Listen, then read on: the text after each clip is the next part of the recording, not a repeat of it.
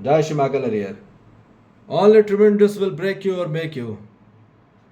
सिर्फ जबरदस्त और जोरदार चीज ही मानव को सबसे ज़्यादा हिला देती है या बना देती है, अर्थात तोड़ देती है या सही तरीके से रचना बना देती है या रचना कर देती है।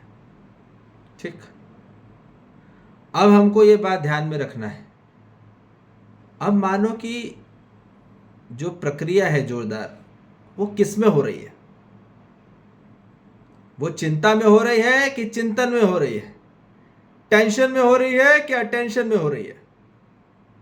आज जितनी भी बीमारियां हैं, खासकर डायबिटीज और जितने भी कोलेस्ट्रॉल, ट्राइग्लिसराइड, जितने भी पैरामीटर्स हैं, ठीक है, ये सब, ब्लड प्रेशर है, थायराइड है, ये कब बढ़ जाता है? जब आप हाईली टेंशन में होते हो।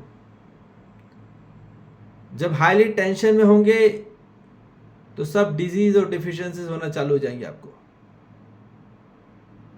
क्योंकि हाईली एक्सट्रीम पॉइंट तक आप लेके जा रहे हो। जब बहुत एक्सट्रीम पॉइंट तक आदमी को टेंशन हो जाता है, हाईली डिग्री तक वो क्या हो जाता है?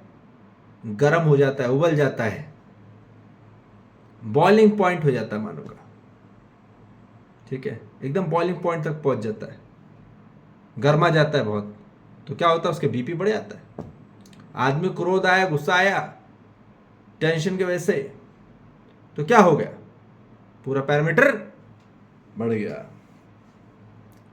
तो जितने भी मानो को एक्सट्रीम लेवल पे लो पे चला गया, ठीक है, पैरामीटर एकदम ही लो हो गया, तो लो बीपी हो जाएगा, डायबिटीज लो हो जाएगी, शरीर ठंडा होने लग जाएगा। या फिर बहुत ही हाईली एक्सट्रीम पे एकदम गर्म हो गया, बहुत ही गुस्सा आ गया, या बहुत ही एकदम ठंडा हो गया आदमी एक्सट्रीम लेवल पे, तो क्या होगा? वहां पे आदमी दोनों तरफ खाई है, हम ये बोलना चाह रहे हैं। ठीक है, बहुत ज़्यादा गर्म में भी खाई है, बहुत ठंडे में भी खाई है। तो आज यदि मानो बहुत ज़्यादा चिंता से भर जाता है तो भी दिक्कत है, और माइनस डिग्री में भी चले जाता है, मतलब बहुत डिप्रेशन में चले जाता है आदमी, तो भी उसके लिए बहुत ही गड़बड़ है।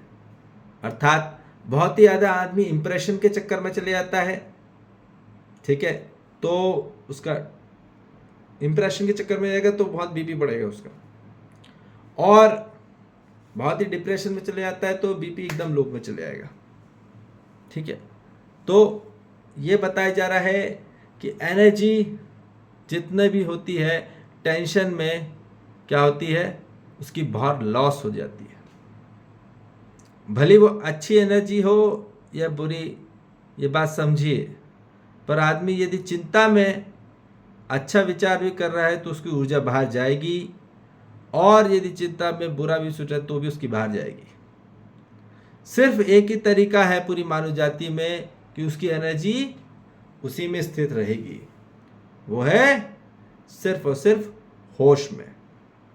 जब व्यक्ति वर्तमान में होगा, तत्काल में होगा, महाकाल में होगा।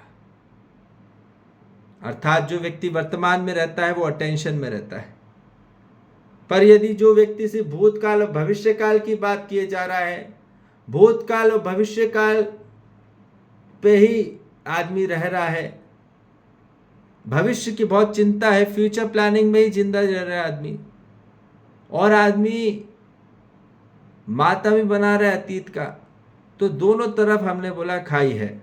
भविष्य की तरफ भी खाई है और अतीत या भूतकाल में भी खाई है। सिर्फ एक ही में जीना होता है, और वो होता है वर्तमान में।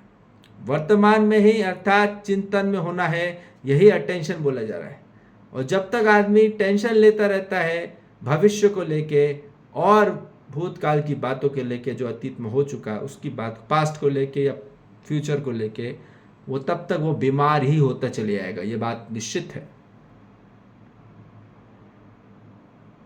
तो ये बताया जा रहा है कि मानव जाति में पूरी एनर्जी बाहर लॉस कर देता आदमी, क्योंकि उसकी पूरी ऊर्जा बाहर चली जा रही है। समझ में आ रही बात? जितना आदमी चिंता करता है उसकी एनर्जी उतनी लॉस हो जाती है। समझ में आ रही? तो ये हमको समझ में आ जाए, पूरी मानव जाति में अंदर से ताकत नहीं रह रही मानव की, वो ऊर्जा नहीं रह रही जो होना चाहिए। एकदम बहुत ही ज़्यादा हाईली ऊर्जा में हो जा रहा है तो वो उसके लिए दिक्कत है, आदमी फट भी सकता है, इसलिए फट रहा है और फुट रहा है आदमी। क्यों? बहुत ही ज़्यादा क्रोध आ गया, बहुत ही ज़्यादा गुस्सा आ गया तो फुट रहा है आदमी, फट रहा है आदमी। हाईली बॉइलिंग पॉइंट हम बोल रहे हैं, ठीक है, पहुंच गया। और हाईली चिलिंग पॉइंट, एकदम ही ठंडा पड़ गया आदमी, वो भी दिक्कत। तो इसलिए सिर्फ और सिर्फ अब एक ही तरीका है हर मानव जाति में कि मानव को अटेंशन में होना होगा। इसलिए बोले जा रहा है अटेंशन एज ए मेडिसिन। सिर्फ अटेंशन ही एक ऐसी मेडिसिन है जो वर्तमान में रहेगा, जो जिएगा, आज में रहेगा, वो उसके पास ही मेडिसिन है और 24 घंटे मेडिसिन है। उसको कोई बीमारी लग नहीं सकती है, लगी होगी तो उसको इम्पैक्ट नहीं कर सकता, उसको कोई भी ट्रबल नहीं कर सकता, हाईली इनॉर्मस किसी करवा के प्रॉब्लम नहीं दे सकता, क्योंकि ट्रिमेंडियस अटेंशन चाहिए हमको। क्या चाहिए? ट्रिमेंडियस टेंशन नहीं, ट्रिमेंडियस अटेंशन हमको चाहिए। जब हमारे जीवन में ट्रिमेंडियस अटेंशन हो जाता है, करना नहीं है, होना है।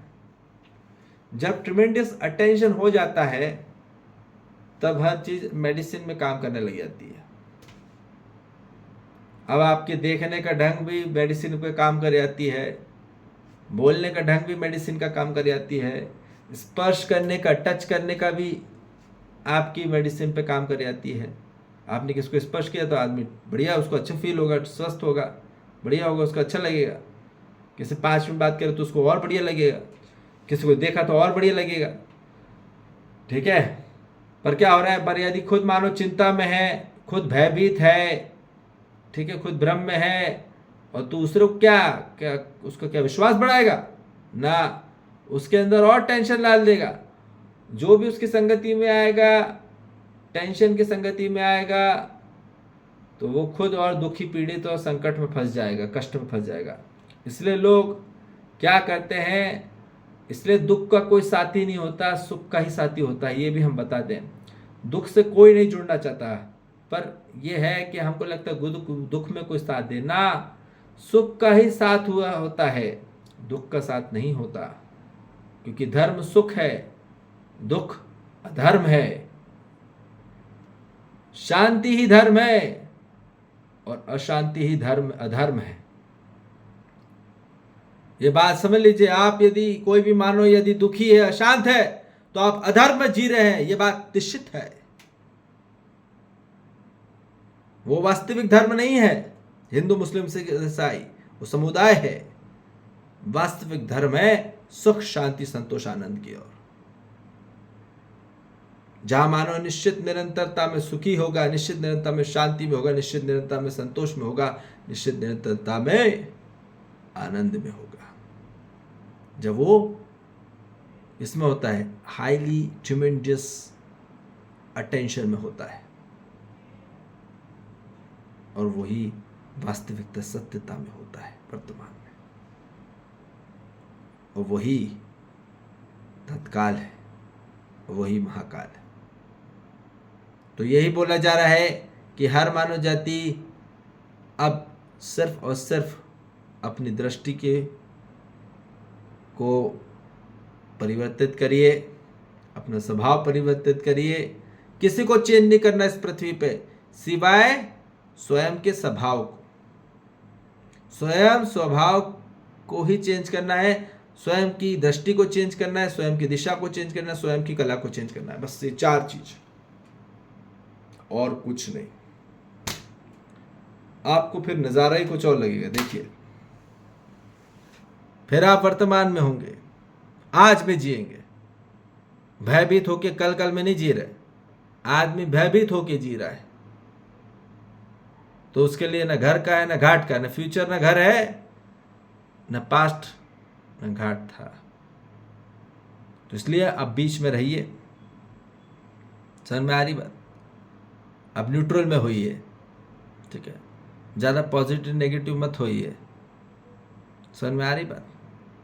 न्यूट्रल में होंगे तो एक्सेप्टेंस में होंगे, और एक्सेप्टेंस में होंगे तो एग्रीमेंट में होंगे, और एग्रीमेंट में होंगे तो अंडरस्टैंडिंग में होंगे, और फिर अंडरस्टैंडिंग में होंगे तो रियल मीनिंग में होंगे। If you getting in the real meaning, definitely you are in the real truth worlds, and if you are in the real truth worlds, definitely you are in the real world। ठीक है जी, इसलिए अब attention की तरफ बढ़ोतरी करिए, चिंतन में होइए, चिंता में नहीं। ठीक है जी, जय श्री महाकाल, हरि हर।